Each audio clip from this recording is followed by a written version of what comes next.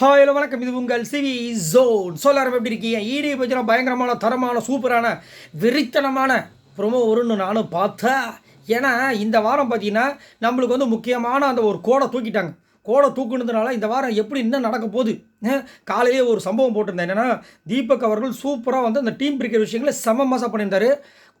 கூடவே வந்து துணை கேப்டன் மாதிரி ஒரு போலீஸ் மாதிரி ஒருத்தருக்கு வந்துட்டு ஒரு விஷயத்தை வந்து கொடுத்து தான் அந்த வீடியோ நான் ஆல்ரெடி போஸ்ட் பண்ணியிருக்கேன், போய் பாருங்கள். அதே மாதிரி சாச்சனா வந்துட்டு ஏன் எவிக்ஷன்லேருந்து தப்பிச்சாங்க, எப்படி தப்பிச்சாங்கன்ற விஷயங்களும் போட்டிருக்கேன், போய் பாருங்கள். அதுக்கு முன்னாடி இந்த வீடியோவை ஒரு லைக் தட்டி விடுங்க.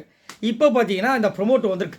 இந்த ப்ரொமோட்டை பார்க்கும்போது நிறைய பேருக்கு வந்துட்டு ஓஹோ ஆர்ஜி ஆனந்தி இந்த பிக் பாஸ் வீட்டுக்கு ரொம்ப முக்கியன்றதை நீங்கள் காமிக்கிறீங்க இந்த ப்ரொமோ மூலமாக அப்படின்ற மாதிரி தோணுது.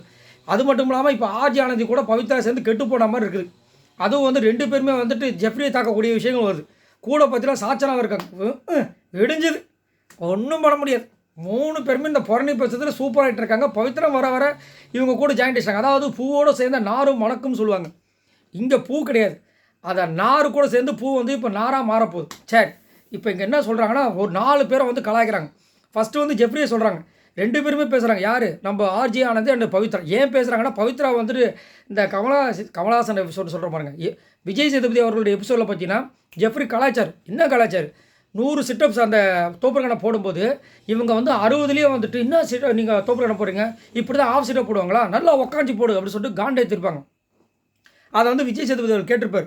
உங்களுக்கு வந்து சாச்சரா கொடுத்ததில் உடன்பாடு இல்லைன்னு இப்போ கை தூக்குறீங்க, அப்போ எதுக்கு அங்கே நீங்கள் தடுக்கலன்னு மூஞ்சிய மாதிரி இருக்கும். இல்லை சார் 80க்கு மேலே தான் வந்தோன்னு போய் சொன்னாங்க.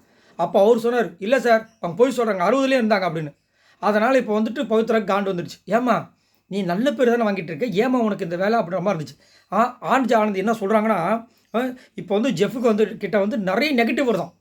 யார் சொல்கிறது பாருங்கள், நெகட்டிவோட குட்டோன்னு வந்து சொல்கிறாங்க. ஜெஃப்ரிக்கிட்ட நிறைய நெகட்டிவ் இருக்கான். அதேமாதிரி பவித்ரா சொல்கிறாங்க எப்போ பார்த்தாலும் சௌந்தர்யா பக்கத்துலேயே இருக்கான், அந்த பொண்ணு பேசுகிறது தான் இது பண்ணுறான், அந்த பொண்ணு இது பண்ணுறான்னு சொல்லிட்டு 2 பேரும் மாறி மாறி வந்து ஜெஃப்ரியை பழக்கிறாங்க. ஏன்னா 2 பேருக்குமே ஜெஃப்ரியை பிடிக்காது. ஆர்ஜி ஆனந்துக்கு ஏன் பிடிக்காது அப்படி கேட்டிங்கன்னா, நேற்றுமே சொன்னாங்க இன்றைக்கு நாமினேஷன்ஸில் வந்து ஆர்ஜி ஆனந்தை அவர் போட்டார். நிறைய நேரங்களில் வந்து ஆர்ஜி ஆனந்தியை சூப்பராக சொல்கிறாரு, அது செம மாசாக இருக்குது. ஸோ இங்கேயும் வந்துட்டு இந்த மாதிரி நடக்குது. அதுக்கப்புறம் வந்துட்டு யாரை சொல்கிறாங்க அப்படி பார்த்தீங்கன்னா நம்ம ரஞ்சித் சார் சொல்கிறாங்க.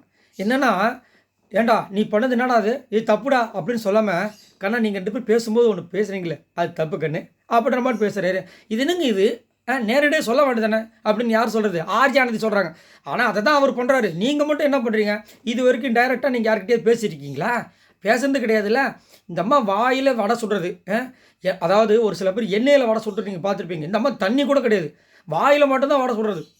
வடை வடை வடை என்னம்மா இது? ஆனாலும் பாருங்கள் ஆர்ஜி ஆனந்தி அப்படியே வந்துக்கிட்டே இருக்காங்க. அதுக்கப்புறம் பவித்ரா ஆமாம் சேஃப் கேம்லாம் அப்படின்றாங்க. சரி, என்னோடய கேள்வி என்னன்னா, பவித்ரா இது வரைக்கும் ஓப்பனாக இது வரைக்கும் யாரையா சொல்லியிருக்காங்களா? கிடையவே கிடையாது. அப்புறம் நீங்களும் இப்படி மாறினா என்ன தான் பண்ணுறது? என்னை பொறுத்த வரைக்கும் பவித்ரா முதல் ஆர்ஜி ஆனந்தியை தவிர்த்து ஒழுங்காக இப்போ எப்படி வந்து தர்ஷிகா விட்டு வெளியே வந்து கொஞ்சம் தெரியுறாங்க, அந்த மாதிரி இருந்தால் பெஸ்ட்டு. இல்லை ஆர்ஜி ஆனந்தி கூட இருந்தாங்கன்னா கண்டிப்பாக ஆர்ஜி ஆனந்தி இருந்து தான் இருப்பாங்க. அவங்க கூட இருக்கவங்க வெளியே போயிடுவாங்க, சொல்கிறத கேட்டுக்குங்க அப்புறம் சொல்லிவிட்டான் அப்படின்ற மாதிரி இருந்துச்சு. அதுக்கப்புறம் இன்னொருத்தர் விஷாலை வந்து கலாய்க்கிறாங்க. என்னென்னா, அதாவது ஃபஸ்ட்டு தீபக்கை சொல்கிறாங்க. தீபக் வந்து ஒரு ஃபேவரட்ஸ் லிஸ்ட் வச்சுருக்காராம். அவங்கக்கிட்டலாம் ஒரு மாதிரி நல்லா பேசுகிறாராம். அவன் அந்த ஃபேவரிசம் இல்லாதவங்ககிட்டலாம் கொஞ்சம் கொடூரமாக நடந்துக்கிறாராம். ஆமாம், உங்களுக்கு அப்படி தானே தோணும். அதுவும் இப்போ கேப்டனாக ஆகிட்டார், வைத்தறிச்சல் உங்களுக்கு வராதா? இது வரைக்கும் ஒரு நாள் கேப்டனாக ஒரு வாரத்தில் கேப்டனாக வந்திருப்பாங்களே இந்த ஆர்ஜி ஆனந்தி. சரி, ஏதாவது சம்பவங்கள் பண்ணி இது வரைக்கும் பெஸ்ட் பர்ஃபார்மன்ஸ் வாங்கியிருக்காங்களா? ஒன்றும் கிடையாது. அது ஒரே ஒரு வாட்டி அந்த கேப்டன்ஷிப் வந்துச்சு, அதுலேயும் என்ன பேச்சு திரும்ப அம்மா ஒன்றுத்துக்கும் ஒருத்து கிடையாது. இந்த ஆர்ஜி ஆனந்தி பேசுகிறது மட்டும் நல்லா வாய்க்கிலேயே பேசுறது. அதுக்கப்புறம் அடுத்தவங்களை புறணி பேசுனா மட்டும் வாயில் அல்வா சாப்பிட்ற மாதிரி அவங்களுக்கு புறணி புறணி வாங்க வாங்கன்ட்டு. ஏமா இப்படி இருக்கீங்க? தீபக் வேலை வந்து இப்போ 2 பேருக்கு காண்டாகி போச்சு. அதை சொல்லிவிட்டு விஜய் விஷாலை வேறு திருப்பி விட்றாங்க. நல்ல வேலை இது விஷாலுக்கு காது போல். ஏன் அதுக்கு முதல் கலாய்க்கிறாங்க விஜய் விஷாலை. எப்போ உனக்கு என்டர்டெயின்மெண்ட் தான் அவன் பொழப்பே வா, இதை வச்சு தான் நீ ஓட்டணும் முடிவே பண்ணிட்டியா? அப்போ அதை வச்சு தான் ஓட்ட போகிறேன்னா தீபக் கூட முகத்தறி கிளிக்க வேண்டியதானன்றாங்க.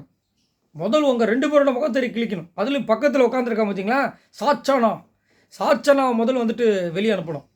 3 பேர் சேர்ந்து என்னென்ன வேலை பண்ணிகிட்டு இருக்காங்க பாருங்கள். நம்மளுக்கு ஏன் இவ்வளோ கோபங்கள் வருகிறது என்றால், இந்த வாரம் வந்துட்டு நிறைய சம்பவங்கள் காத்துட்ருக்கு, நாமினேஷன் விஷயங்கள் இருக்குது, அது இருக்குது இது இருக்குது, வீக்லி டாஸ்கில் என்ன பண்ண போகிறாங்க அப்படின்னு நம்ம எதிர்பார்த்துட்டு இருந்தால் இந்த மாதிரி உங்கள் புறணி பேசுகிற விஷயங்கள் நம்மளுக்கு கொடுத்துருக்காங்க. சரி, நீங்கள் உங்களோட கருத்துக்களை சொல்லுங்கள். இங்கே 2 பேரும் வந்துட்டு மாறி மாறி இந்த மாதிரி வந்துட்டு நம்ம ஜெஃப்ரியை சொல்கிறாங்க. முதல் ஜெஃப்ரியை பேசுறதுக்கு இவங்க 2 பேருக்கும் என்னை கேட்டிங்கன்னா தகுதியே கிடையாது. உண்மையிலே சூப்பராக அந்த பையன் பண்ணிகிட்டு இருக்காப்புல. என்ன ஒன்று அந்த பையன் கிட்ட இருக்கிற ஒரு பெரிய மைனஸ் பாயிண்ட் என்னன்னா, அன்ஷிதா கிட்டேயும் சௌந்தர்யா கிட்டேயும் ஓவராக அந்த லிமிட் மீறி போயிட்டுருக்காரு. அதுக்கு காரணமும் அவங்க தான். இந்த ஒரு டாஸ்க் ஒன்று அவங்களுக்குள்ளே விளாட்றாங்க, ஒரு பாட்டில் திருப்பி விடுறதுல அதில் வந்து என்னை வந்து ஹக் பண்ணிக்கோன்னு சொல்லிட்டு அவங்களும் இது பண்ணுறாங்க. எதுக்கு இந்த மாதிரி வந்து அவங்க இடம் கொடுக்குறாங்கன்னு எனக்கு சத்தியமாக எனக்கு புரியல. அப்புறமா கடைசியில் ஏதாவது ஒரு பிரச்சனை வந்துச்சு, இவங்கள பழைய தூக்கி போட்டு இவங்க எஸ்கேப் ஆயிடுது. என்னையா நடக்குது? அதுக்கப்புறம் வந்துட்டு நம்ம ரஞ்சித் சாரெல்லாம் சொன்னதெல்லாம் உண்மை தான். ஆனால் நீங்களும் கொஞ்சம் உங்கள் முதுகில் இருக்க அழுக்க கொஞ்சம் பார்த்துக்கிட்டா நல்லது. அப்புறம் தீபக்கு சொல்கிறதுக்குலாம் உங்களுக்கு யாருக்குமே தகுதி கிடையாதுன்றது என்னோட கருத்து. அப்புறம் லாஸ்ட்டாக விஜய் விஷாலை சொன்னாங்க, ஆமாம் அவர் என்டர்டைன்மெண்ட் வச்சு தான் பண்ணுறாரு, ஆனால் அவரை திருப்பி விடுறதுக்கு நீங்கள் ஒரு வேலை பண்ணுறீங்க. ஸோ கண்டிப்பாக இது இம்ப்ளிமெண்ட் ஆகும். இப்போ வந்து சொல்லிட்டாங்கல்ல. ஸோ இப்போ வந்து எல்லாருமே ஒரே ரூமில் தான் இருக்காங்க. ஆர்ஜி ஆனந்தி இப்போ வந்துட்டு முத்துக்குமரன், விஜய் விஷால், அருண் இருக்கிற ரூமில் தான் இருக்காங்க. ஸோ கண்டிப்பாக வந்துட்டு விஜய் விஷால் ஆல்ரெடி வந்து மகுடி ஊதி கொஞ்சம் நிறைய வேலைகள்லாம் பண்ணியிருக்காங்க. இது உங்களுக்கே தெரியும். இப்போ வந்துட்டு வசமாக சிக்கிட்டாப்பில்.